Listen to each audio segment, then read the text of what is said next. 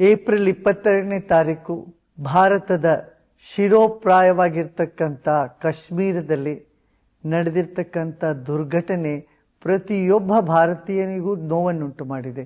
ಮಾನವೀಯತೆಯಲ್ಲಿ ವಿಶ್ವಾಸ ಇರ್ತಕ್ಕಂಥ ಪ್ರಪಂಚದಾದ್ಯಂತ ಎಲ್ಲರಲ್ಲೂ ಇದು ಒಂದು ಕೆಚ್ಚನ್ನು ಎಬ್ಬಿಸಿದೆ.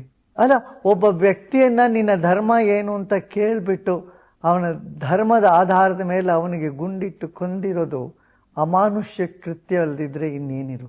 ನಮ್ಮ ಕರ್ನಾಟಕದವರೇ ಆದಂಥ ಮಂಜುನಾಥ್ ರಾವ್ ಮತ್ತೆ ಭಾರತ್ ಭೂಷಣ್ ಅವರ ಪರಿವಾರದವರು ಎಷ್ಟು ನೋವನ್ನು ಅನುಭವಿಸ್ತಿರ್ಬೇಕು. ಅವ್ರಿಗೂ ಅವರ ಪರಿವಾರಕ್ಕೂ ಸ್ವಾಂತನ ಸಿಗಲಿ, ಭಗವಂತನಲ್ಲಿ ನಾವೆಲ್ಲ ಪ್ರಾರ್ಥನೆ ಮಾಡೋಣ.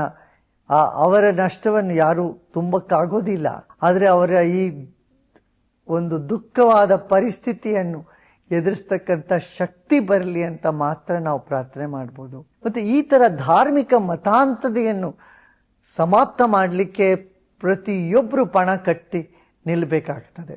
ಮಾನವೀಯತೆಯಲ್ಲಿ ವಿಶ್ವಾಸವಿರ್ತಕ್ಕಂಥ ಪ್ರತಿಯೊಬ್ಬರು ಇದರಲ್ಲಿ ಕಾಳಜಿ ವಹಿಸಬೇಕು. ಯಾಕೆಂದ್ರೆ ಈ ತರ ಮತಾಂಧತೆ ದೇಶದ ಪ್ರಪಂಚದ ಯಾವ ಮೂಲೆಯಲ್ಲೂ ಇರಕೂಡ್ದು. ಅದಕ್ಕೆ ಸರಿಯಾಗಿ ಪಾಠ ಕಲಿಸ್ಬೇಕಾಗತ್ತೆ. ಇಂಥವ್ರಿಗೆ ಅದನ್ನ ಚಿಗುರಿನಲ್ಲೇ ಅದನ್ನ ಮುಗಿಸ್ಬೇಕಾಗ್ತದೆ. ನಿಬ್ಬಿಟ್ ಅಟ್ ದ ಬಡ್ ಅಂತ ಅಂತಾರಲ್ಲ ಇಂಗ್ಲಿಷ್ನಲ್ಲಿ, ಅದು ಎಲ್ಲಿ ಈ ತರ ಬೀಜವನ್ನ ಬಿತ್ತುತ್ತಾ ಇದ್ದಾರೆ, ಹಿಂಸೆಯ ಬೀಜವನ್ನು ಎಲ್ಲಿ ಬಿತ್ತಾ ಇದ್ದಾರೆ, ಯಾರು ಬಿತ್ತಾ ಇದ್ದಾರೆ ಅಂತ ನೋಡಿ ಅವ್ರನ್ನೆಲ್ಲ ಒಂದು ರಸ್ತೆಗೆ, ಸರಿಯಾದ ರಸ್ತೆಗೆ ತರಬೇಕಾಗಿದ್ದ ಕರ್ತವ್ಯವಾಗಿದೆ. ಈ ದುಃಖದ ಕ್ಷಣದಲ್ಲಿ ನಾವೆಲ್ಲ ಭಾರತೀಯರೆಲ್ಲ ಒಂದಾಗಿ ಈ ಬಂದಿರತಕ್ಕಂಥ ಸಮಸ್ಯೆಯನ್ನು ಎದುರಿಸೋಣ. ಭಗವಂತನಲ್ಲಿ ಪ್ರಾರ್ಥನೆ ಮಾಡೋಣ. ಮೃತಪಟ್ಟವರ ಪರಿವಾರದ ಜನಗಳಿಗೆ ಎಲ್ಲರಿಗೂ ಭಗವಂತ ಬಲವನ್ನು ಕೊಡಲಿ. ಈ ತರ ಘಟನೆಗಳು ಮುಂದೆ ಆಗದಿರ ಇರೋ ಹಾಗೆ ಆಗಲಿ ಅಂತ ಪ್ರಾರ್ಥನೆ ಮಾಡೋಣ. ಏಪ್ರಿಲ್ 22ನೇ ತಾರೀಕು ಭಾರತದ ಶಿರೋಪ್ರಾಯವಾಗಿರ್ತಕ್ಕಂಥ ಕಾಶ್ಮೀರದಲ್ಲಿ ನಡೆದಿರ್ತಕ್ಕಂಥ ದುರ್ಘಟನೆ ಪ್ರತಿಯೊಬ್ಬ ಭಾರತೀಯನಿಗೂ ನೋವನ್ನುಂಟು ಮಾಡಿದೆ. ಮಾನವೀಯತೆಯಲ್ಲಿ ವಿಶ್ವಾಸ ಇರ್ತಕ್ಕಂಥ ಪ್ರಪಂಚದಾದ್ಯಂತ ಎಲ್ಲರಲ್ಲೂ ಇದು ಒಂದು ಕೆಚ್ಚನ್ನು ಎಬ್ಬಿಸಿದೆ. ಅಲ್ಲ, ಒಬ್ಬ ವ್ಯಕ್ತಿಯನ್ನ ನಿನ್ನ ಧರ್ಮ ಏನು ಅಂತ ಕೇಳ್ಬಿಟ್ಟು ಅವನ ಧರ್ಮದ ಆಧಾರದ ಮೇಲೆ ಅವನಿಗೆ ಗುಂಡಿಟ್ಟು ಕೊಂದಿರೋದು ಅಮಾನುಷ್ಯ ಕೃತ್ಯ ಅಲ್ಲದಿದ್ರೆ ಇನ್ನೇನಿರು. ನಮ್ಮ ಕರ್ನಾಟಕದವರೇ ಆದಂಥ ಮಂಜುನಾಥ್ ರಾವ್ ಮತ್ತೆ ಭಾರತ್ ಭೂಷಣ್ ಅವರ ಪರಿವಾರದವರು ಎಷ್ಟು ನೋವನ್ನು ಅನುಭವಿಸ್ತಿರ್ಬೇಕು. ಅವ್ರಿಗೂ ಅವರ ಪರಿವಾರಕ್ಕೂ ಸ್ವಾಂತನ ಸಿಗಲಿ, ಭಗವಂತನಲ್ಲಿ ನಾವೆಲ್ಲ ಪ್ರಾರ್ಥನೆ ಮಾಡೋಣ. ಅವರ ನಷ್ಟವನ್ನು ಯಾರು ತುಂಬಕ್ಕಾಗೋದಿಲ್ಲ, ಆದರೆ ಅವರ ಈ ಒಂದು ದುಃಖವಾದ ಪರಿಸ್ಥಿತಿಯನ್ನು ಎದುರಿಸ್ತಕ್ಕಂಥ ಶಕ್ತಿ ಬರಲಿ ಅಂತ ಮಾತ್ರ ನಾವು ಪ್ರಾರ್ಥನೆ ಮಾಡ್ಬೋದು. ಮತ್ತೆ ಈ ತರ ಧಾರ್ಮಿಕ ಮತಾಂತತೆಯನ್ನು ಸಮಾಪ್ತ ಮಾಡಲಿಕ್ಕೆ ಪ್ರತಿಯೊಬ್ಬರು ಪಣ ಕಟ್ಟಿ ನಿಲ್ಲಬೇಕಾಗ್ತದೆ. ಮಾನವೀಯತೆಯಲ್ಲಿ ವಿಶ್ವಾಸವಿರ್ತಕ್ಕಂಥ ಪ್ರತಿಯೊಬ್ಬರು ಇದರಲ್ಲಿ ಕಾಳಜಿ ವಹಿಸಬೇಕು. ಯಾಕೆಂದ್ರೆ ಈ ತರ ಮತಾಂಧತೆ ದೇಶದ ಪ್ರಪಂಚದ ಯಾವ ಮೂಲೆಯಲ್ಲೂ ಇರಕೂಡ್ದು. ಅದಕ್ಕೆ ಸರಿಯಾಗಿ ಪಾಠ ಕಲಿಸ್ಬೇಕಾಗತ್ತೆ. ಇಂಥವ್ರಿಗೆ ಅದನ್ನ ಚಿಗುರಿನಲ್ಲೇ ಅದನ್ನ ಮುಗಿಸ್ಬೇಕಾಗ್ತದೆ. ನಿಬ್ಬಿಟ್ ಅಟ್ ದ ಬಡ್ ಅಂತ ಅಂತಾರಲ್ಲ ಇಂಗ್ಲಿಷ್ನಲ್ಲಿ, ಅದು ಎಲ್ಲಿ ಈ ತರ ಬೀಜವನ್ನ ಬಿತ್ತುತ್ತಾ ಇದ್ದಾರೆ, ಹಿಂಸೆಯ ಬೀಜವನ್ನು ಎಲ್ಲಿ ಬಿತ್ತಾ ಇದ್ದಾರೆ, ಯಾರು ಬಿತ್ತಾ ಇದ್ದಾರೆ ಅಂತ ನೋಡಿ ಅವ್ರನ್ನೆಲ್ಲ ಒಂದು ರಸ್ತೆಗೆ, ಸರಿಯಾದ ರಸ್ತೆಗೆ ತರಬೇಕಾಗಿದ್ದ ಕರ್ತವ್ಯವಾಗಿದೆ. ಈ ದುಃಖದ ಕ್ಷಣದಲ್ಲಿ ನಾವೆಲ್ಲ ಭಾರತೀಯರೆಲ್ಲ ಒಂದಾಗಿ ಈ ಬಂದಿರತಕ್ಕಂಥ ಸಮಸ್ಯೆಯನ್ನು ಎದುರಿಸೋಣ. ಭಗವಂತನಲ್ಲಿ ಪ್ರಾರ್ಥನೆ ಮಾಡೋಣ. ಮೃತಪಟ್ಟವರ ಪರಿವಾರದ ಜನಗಳಿಗೆ ಎಲ್ಲರಿಗೂ ಭಗವಂತ ಬಲವನ್ನು ಕೊಡಲಿ. ಈ ತರ ಘಟನೆಗಳು ಮುಂದೆ ಆಗದಿರ ಇರೋ ಹಾಗೆ ಆಗಲಿ ಅಂತ ಪ್ರಾರ್ಥನೆ ಮಾಡೋಣ. ಏಪ್ರಿಲ್ 22ನೇ ತಾರೀಕು ಭಾರತದ ಶಿರೋಪ್ರಾಯವಾಗಿರ್ತಕ್ಕಂಥ ಕಾಶ್ಮೀರದಲ್ಲಿ ನಡೆದಿರ್ತಕ್ಕಂಥ ದುರ್ಘಟನೆ ಪ್ರತಿಯೊಬ್ಬ ಭಾರತೀಯನಿಗೂ ನೋವನ್ನುಂಟು ಮಾಡಿದೆ.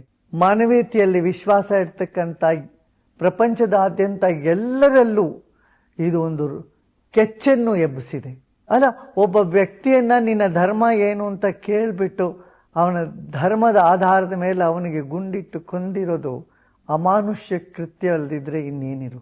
ನಮ್ಮ ಕರ್ನಾಟಕದವರೇ ಆದಂಥ ಮಂಜುನಾಥ್ ರಾವ್ ಮತ್ತೆ ಭಾರತ್ ಭೂಷಣ್ ಅವರ ಪರಿವಾರದವರು ಎಷ್ಟು ನೋವನ್ನು ಅನುಭವಿಸ್ತಿರ್ಬೇಕು. ಅವ್ರಿಗೂ ಅವರ ಪರಿವಾರಕ್ಕೂ ಸ್ವಾಂತನ ಸಿಗಲಿ, ಭಗವಂತನಲ್ಲಿ ನಾವೆಲ್ಲ ಪ್ರಾರ್ಥನೆ ಮಾಡೋಣ. ಅವರ ನಷ್ಟವನ್ನು ಯಾರು ತುಂಬಕ್ಕಾಗೋದಿಲ್ಲ. ಆದರೆ ಅವರ ಈ ಒಂದು ದುಃಖವಾದ ಪರಿಸ್ಥಿತಿಯನ್ನು ಎದುರಿಸ್ತಕ್ಕಂಥ ಶಕ್ತಿ ಬರಲಿ ಅಂತ ಮಾತ್ರ ನಾವು ಪ್ರಾರ್ಥನೆ ಮಾಡ್ಬೋದು. ಮತ್ತೆ ಈ ತರ ಧಾರ್ಮಿಕ ಮತಾಂತತೆಯನ್ನು ಸಮಾಪ್ತ ಮಾಡಲಿಕ್ಕೆ ಪ್ರತಿಯೊಬ್ಬರು ಪಣ ಕಟ್ಟಿ ನಿಲ್ಲಬೇಕಾಗ್ತದೆ. ಮಾನವೀಯತೆಯಲ್ಲಿ ವಿಶ್ವಾಸವಿಡ್ತಕ್ಕಂಥ ಪ್ರತಿಯೊಬ್ಬರು ಇದರಲ್ಲಿ ಕಾಳಜಿ ವಹಿಸಬೇಕು. ಯಾಕೆಂದ್ರೆ ಈ ತರ ಮತಾಂಧತೆ ದೇಶದ ಪ್ರಪಂಚದ ಯಾವ ಮೂಲೆಯಲ್ಲೂ ಇರಕೂಡ್ದು. ಅದಕ್ಕೆ ಸರಿಯಾಗಿ ಪಾಠ ಕಲಿಸ್ಬೇಕಾಗತ್ತೆ. ಇಂಥವ್ರಿಗೆ ಅದನ್ನ ಚಿಗುರಿನಲ್ಲೇ ಅದನ್ನ ಮುಗಿಸ್ಬೇಕಾಗ್ತದೆ. ನಿಬ್ಬಿಟ್ ಅಟ್ ದ ಬಡ್ ಅಂತ ಅಂತಾರಲ್ಲ ಇಂಗ್ಲಿಷಲ್ಲಿ, ಅದು ಎಲ್ಲಿ ಈ ತರ ಬೀಜವನ್ನ ಬಿತ್ತುತ್ತಾ ಇದ್ದಾರೆ, ಹಿಂಸೆಯ ಬೀಜವನ್ನು ಎಲ್ಲಿ ಬಿತ್ತಾ ಇದ್ದಾರೆ, ಯಾರು ಬಿತ್ತಾ ಇದ್ದಾರೆ ಅಂತ ನೋಡಿ ಅವ್ರನ್ನೆಲ್ಲ ಒಂದು ರಸ್ತೆಗೆ, ಸರಿಯಾದ ರಸ್ತೆಗೆ ತರಬೇಕಾಗಿದ್ದ ಕರ್ತವ್ಯವಾಗಿದೆ. ಈ ದುಃಖದ ಕ್ಷಣದಲ್ಲಿ ನಾವೆಲ್ಲ ಭಾರತೀಯರೆಲ್ಲ ಒಂದಾಗಿ ಈ ಬಂದಿರತಕ್ಕಂಥ ಸಮಸ್ಯೆಯನ್ನು ಎದುರಿಸೋಣ. ಭಗವಂತನಲ್ಲಿ ಪ್ರಾರ್ಥನೆ ಮಾಡೋಣ. ಮೃತಪಟ್ಟವರ ಪರಿವಾರದ ಜನಗಳಿಗೆ ಎಲ್ಲರಿಗೂ ಭಗವಂತ ಬಲವನ್ನು ಕೊಡಲಿ. ಈ ತರ ಘಟನೆಗಳು ಮುಂದೆ ಆಗದಿರ ಇರೋ ಹಾಗೆ ಆಗಲಿ ಅಂತ ಪ್ರಾರ್ಥನೆ ಮಾಡೋಣ. ಏಪ್ರಿಲ್ 22ನೇ ತಾರೀಕು ಭಾರತದ ಶಿರೋಪ್ರಾಯವಾಗಿರ್ತಕ್ಕಂಥ ಕಾಶ್ಮೀರದಲ್ಲಿ ನಡೆದಿರ್ತಕ್ಕಂಥ ದುರ್ಘಟನೆ ಪ್ರತಿಯೊಬ್ಬ ಭಾರತೀಯನಿಗೂ ನೋವನ್ನುಂಟು ಮಾಡಿದೆ.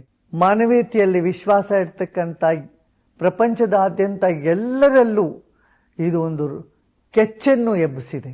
ಅಲ್ಲ, ಒಬ್ಬ ವ್ಯಕ್ತಿಯನ್ನ ನಿನ್ನ ಧರ್ಮ ಏನು ಅಂತ ಕೇಳ್ಬಿಟ್ಟು ಅವನ ಧರ್ಮದ ಆಧಾರದ ಮೇಲೆ ಅವನಿಗೆ ಗುಂಡಿಟ್ಟು ಕೊಂದಿರೋದು ಅಮಾನುಷ್ಯ ಕೃತ್ಯ ಅಲ್ಲದಿದ್ರೆ ಇನ್ನೇನಿರು. ನಮ್ಮ ಕರ್ನಾಟಕದವರೇ ಆದಂಥ ಮಂಜುನಾಥ್ ರಾವ್ ಮತ್ತೆ ಭಾರತ್ ಭೂಷಣ್ ಅವರ ಪರಿವಾರದವರು ಎಷ್ಟು ನೋವನ್ನು ಅನುಭವಿಸ್ತಿರ್ಬೇಕು. ಅವ್ರಿಗೂ ಅವರ ಪರಿವಾರಕ್ಕೂ ಸ್ವಾಂತನ ಸಿಗಲಿ. ಭಗವಂತನಲ್ಲಿ ನಾವೆಲ್ಲ ಪ್ರಾರ್ಥನೆ ಮಾಡೋಣ. ಅವರ ನಷ್ಟವನ್ನು ಯಾರು ತುಂಬಕ್ಕಾಗೋದಿಲ್ಲ. ಆದರೆ ಅವರ ಈ ಒಂದು ದುಃಖವಾದ ಪರಿಸ್ಥಿತಿಯನ್ನು ಎದುರಿಸ್ತಕ್ಕಂಥ ಶಕ್ತಿ ಬರಲಿ ಅಂತ ಮಾತ್ರ ನಾವು ಪ್ರಾರ್ಥನೆ ಮಾಡ್ಬೋದು. ಮತ್ತೆ ಈ ತರ ಧಾರ್ಮಿಕ ಮತಾಂತತೆಯನ್ನು ಸಮಾಪ್ತ ಮಾಡಲಿಕ್ಕೆ ಪ್ರತಿಯೊಬ್ಬರು ಪಣ ಕಟ್ಟಿ ನಿಲ್ಲಬೇಕಾಗ್ತದೆ. ಮಾನವೀಯತೆಯಲ್ಲಿ ವಿಶ್ವಾಸವಿಡ್ತಕ್ಕಂಥ ಪ್ರತಿಯೊಬ್ಬರು ಇದರಲ್ಲಿ ಕಾಳಜಿ ವಹಿಸಬೇಕು. ಯಾಕೆಂದ್ರೆ ಈ ತರ ಮತಾಂಧತೆ ದೇಶದ ಪ್ರಪಂಚದ ಯಾವ ಮೂಲೆಯಲ್ಲೂ ಇರಕೂಡ್ದು. ಅದಕ್ಕೆ ಸರಿಯಾಗಿ ಪಾಠ ಕಲಿಸ್ಬೇಕಾಗತ್ತೆ. ಇಂಥವ್ರಿಗೆ ಅದನ್ನ ಚಿಗುರಿನಲ್ಲೇ ಅದನ್ನ ಮುಗಿಸ್ಬೇಕಾಗ್ತದೆ.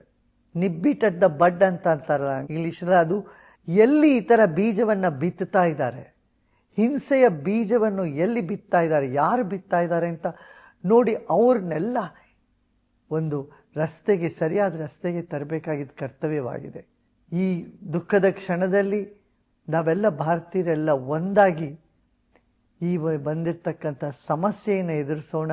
ಭಗವಂತನಲ್ಲಿ ಪ್ರಾರ್ಥನೆ ಮಾಡೋಣ.